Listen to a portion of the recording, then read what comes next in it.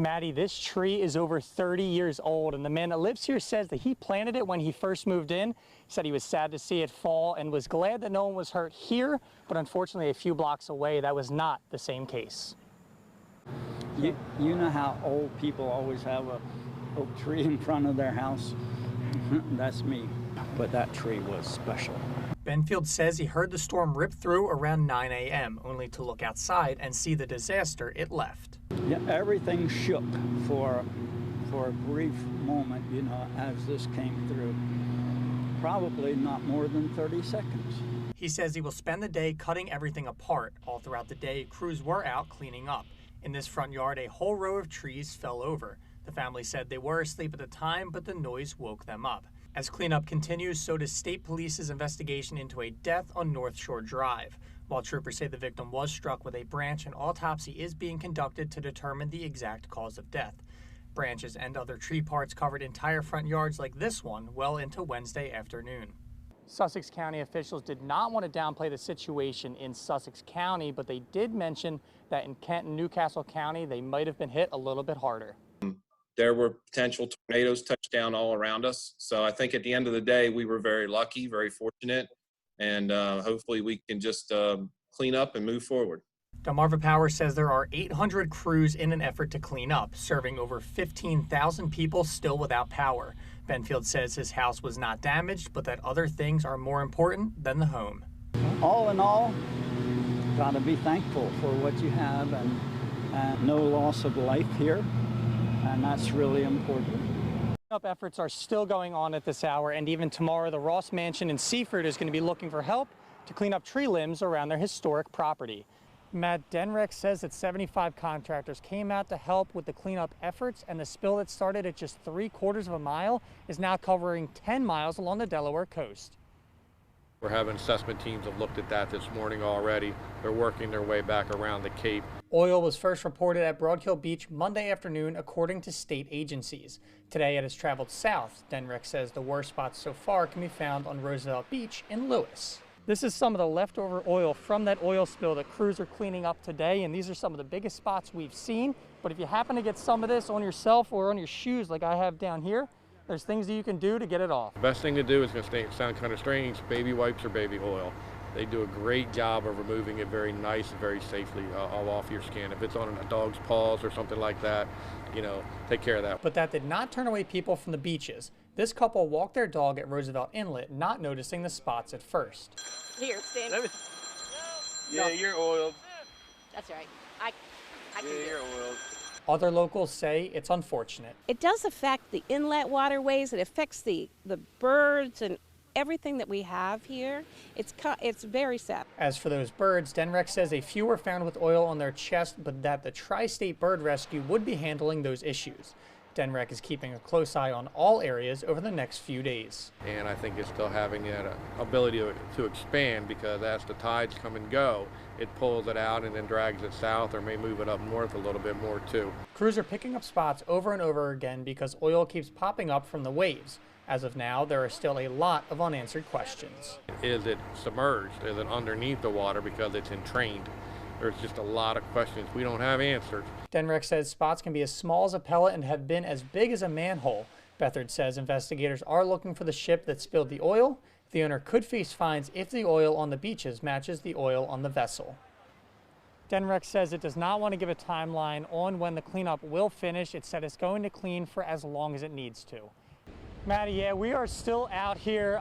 This is that section between 120th and 123rd Street along Coastal Highway where MDOT confirmed to me that there are down power lines, and you can see right there, it is pretty serious. Between these three streets, these lines are completely knocked over. And Matt, if you can actually swing over to that side and show them right in front of that Wawa, there's an asphalt area where I was told that a section was on fire for a little bit. I had a few viewers walk up to me and tell me that that section was on fire for about 20 minutes, and we should be getting some video of that later today. MDOT was talking to me for a little bit. I asked them if there was any other incidents at this time about 10 minutes ago, and they didn't have anything else to report here in Ocean City or Worcester County. Mentioned a few incidents in St. Mary's County, Somerset County, but nothing too serious here in Ocean City so far besides these down power lines.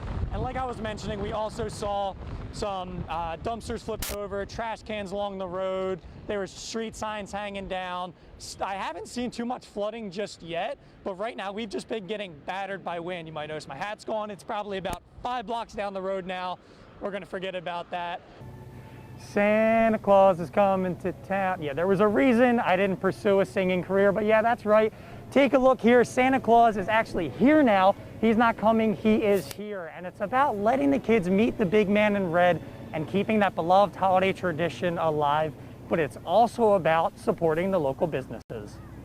Enjoy some dinner, grab a drink. St. Nick himself has been making his rounds in Delaware, in Lewis last week, and last night in Milton. Merry Christmas. He's making his way through Rehoboth Beach as we speak right now. Santa Claus is bringing holiday cheer along with some much needed attention to the struggling businesses. We are at about half as far as occupancy in our hotels and as far as visitation overnight. We do see a lot of visitation from the surrounding area. Even though Santa won't be coming to town on his sleigh tonight, he will be on top of the fire truck.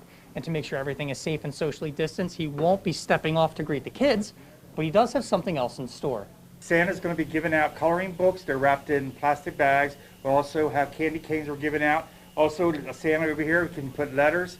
The kids can drop off their letters to Santa. If you can't make it to Rehoboth Beach, Santa has a house in downtown Lewis with elves keeping it safely socially distant, and will be hosting drive-through meet and greets in Milford this month.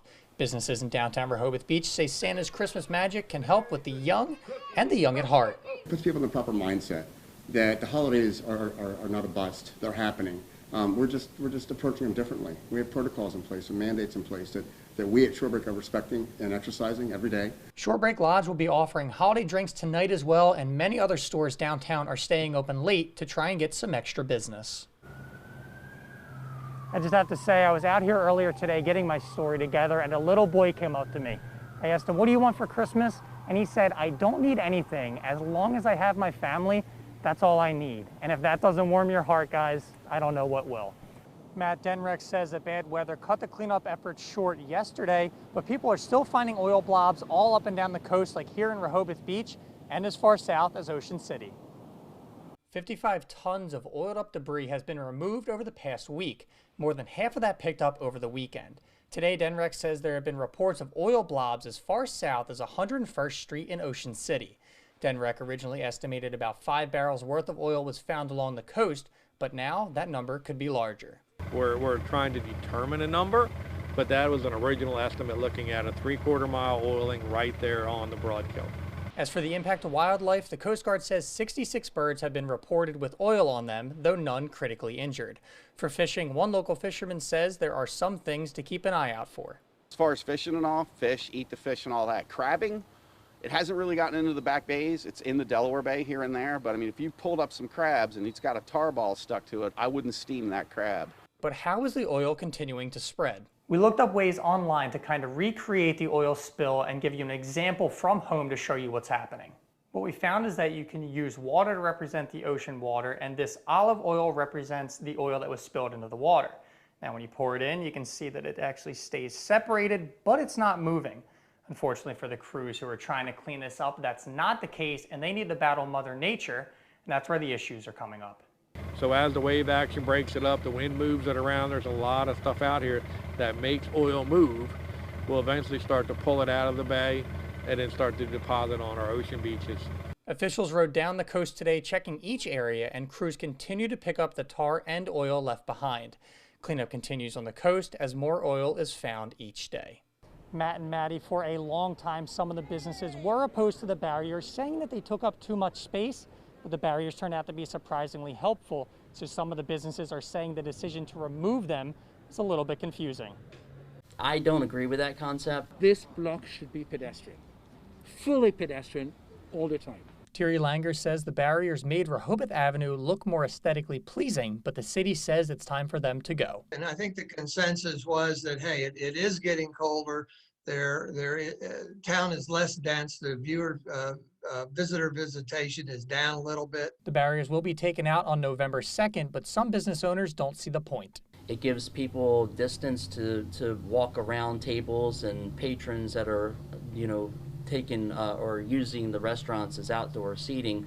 The city says that along with the barriers, these concrete slabs are going to be coming out. They were originally put in to be more ADA compliant, but by taking them out, there's going to be more parking, and that's not necessarily what the businesses think is the most important thing. The city says outdoor dining will still be allowed, but tables must be directly alongside the building, not as close to the curb as they are now. And as far as I'm concerned personally, well, these tables that I have here are my most popular tables. For other businesses, removing the barriers isn't that big of a deal. I'm going to focus on mainly my to-go business. I'm fine with the same situation next summer. It'd be great. It worked now. The city of Rehoboth Beach says the new plan will still help support local business, allowing more seating and a chance for people to enjoy their visits downtown.